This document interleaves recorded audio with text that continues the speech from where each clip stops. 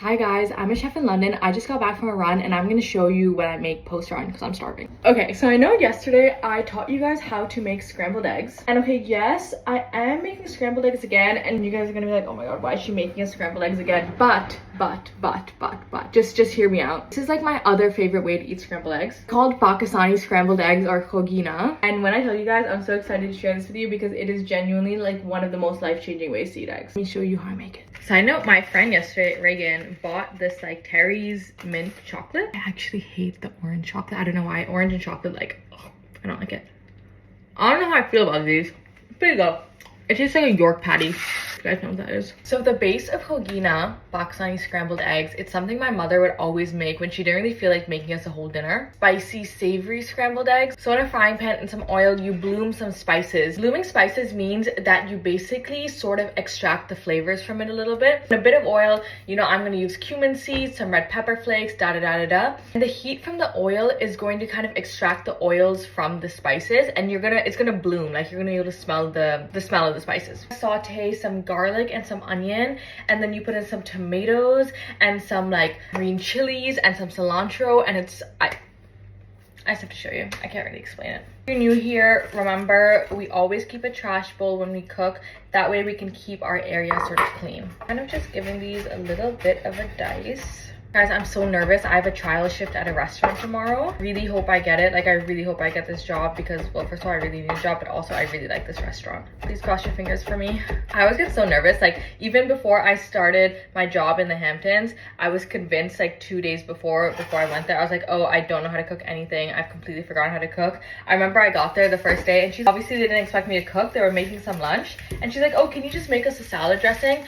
And I was like freaking out. I was like, oh my god, do I remember how to make a salad dressing? Like, I don't even know what happens to me. I'm always convinced that I can't actually cook when it actually comes down to it. In school, I was always so stressed whenever my teachers were about to taste my food. It actually worked out pretty well. I just have to remember that. Half an onion, and I'm just dicing these. The garlic and onion is gonna go in together. I also have a tomato here, so just dicing this. I unfortunately don't have any jalapenos or green chili peppers. I don't think I do, but it's okay because I'm just gonna use red pepper flakes instead. But if you have the green chili peppers, I would definitely use them. I just like cutting everything up before I start cooking. That way, when I start cooking, the process is as easy and as like straightforward as possible. I have the green part of a spring onion here. So I always cook with the white part of the spring onion and I garnish with the green part of the spring onion. So I'm just cutting this because I'm gonna garnish with it later. And I'm not using the white part only because I'm already putting onion in it. So it's kind of like unnecessary, I feel like. I always like cutting my spring onions on a diagonal. It just looks really nice. I also have some cilantro, some coriander here. You can honestly put anything in Khagina. Like, sometimes my mother would put potatoes in it, bulk it out a bit, different vegetables in it. I think my mother would use it as a throw everything in the fridge into an omelet and put spices in it. But I prefer it scrambled eggs, and I prefer it the stuff that I'm putting in right now. And then this is one of my favorite cheeses ever, extra mature cheddar from Lidl. So good. A little chunk like that, 30 grams. And I'm just gonna break into smaller chunks. Just put this in right when the eggs go in and it'll melt throughout. I have my pan on like medium heat. I'm gonna put just a little bit of oil in it. We're gonna bloom the spices and we're gonna saute the veggies over medium heat. But then when we put the eggs in, I'm gonna drop the temperature low so that you get those kind of nice, smooth, soft, runny eggs. You don't want your pan smoking when you put spices in because spices burn really easily. So I have my little spice tin here. I love it. So cute. Some cumin seeds, some red chili flakes, a little bit of turmeric powder, coriander powder. So you can see that the spices are kind of bubbling and they're starting to bloom. And this means that the flavors are getting extracted and you should almost immediately be able to smell it. But again, you don't want your heat too high, otherwise they will burn. The reason why you take the time to do this extra step, like a minute before putting the garlic and onion in, is if you just put the garlic and onion in and then put the spices in it, you won't get the same like flavor that you would get from blooming your spices. There are all these tiny little steps in cooking which really help elevate the final product. I can smell it's really fragrant. I can smell the cumin seeds, the chili flakes. So I am going to put my garlic and onion in. Saute it with the spices until nice and brown. Just be careful because I always sneeze when I make this because of the chili flakes. I used to wake up on the weekends, my mother would be making this, and you could like feel the spices all the way to the top floor where like our bedrooms were, and I would just like be sneezing away the entire time. But it's so worth it. It's very nice and soft. I added my tomatoes now. And then saute that as well until it gets nice and jammy and cooked down. I'll show you when it's time to add the eggs. Tomatoes are cooking, my eggs are getting whisked. I'm just putting salt in them, whisking them, and like I said yesterday, guys, taste it before it goes in the pan. That way I know if it's seasoned enough. A little bit more. I want it to be so that there's no like white bits in it. Really good.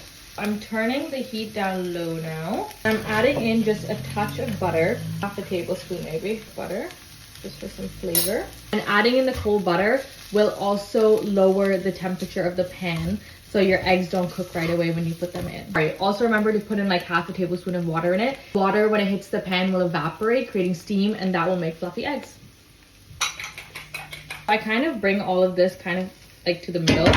Half the cilantro in because the other half I'll use to top. And then I have my eggs and I put it straight in there.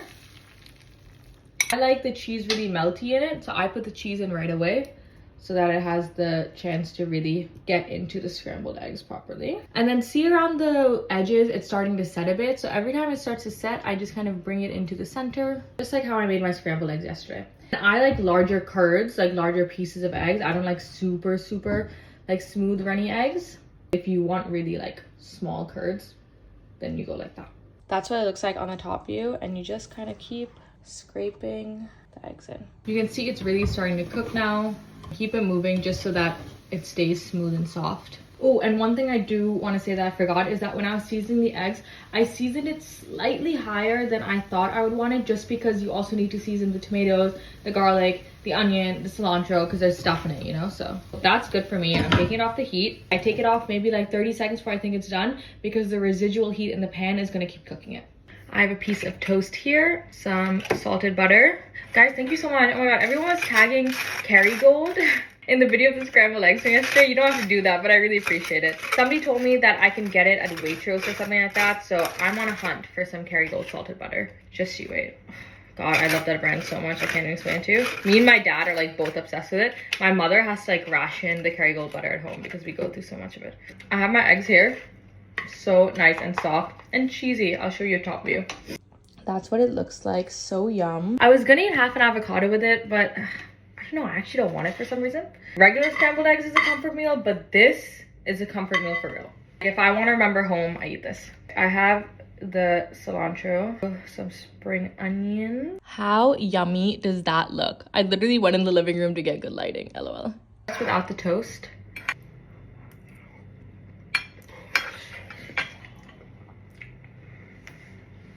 This dish is like probably one of the most flavorful dishes in the world. You know when you eat something so good that your saliva glands get activated, like you start drooling? That happens to me every time. The garlic and the onion, all the spices create this like intensely savory umami sort of base that just makes your mouth water. Tomatoes have a lot of natural MSG in it. When cooked out like this with the spices, it's like, I don't really have words for it. I just really want you guys to go try and make it and just see how good it is for yourself. Some toast. This is gonna hit with the salted butter. Oh my god.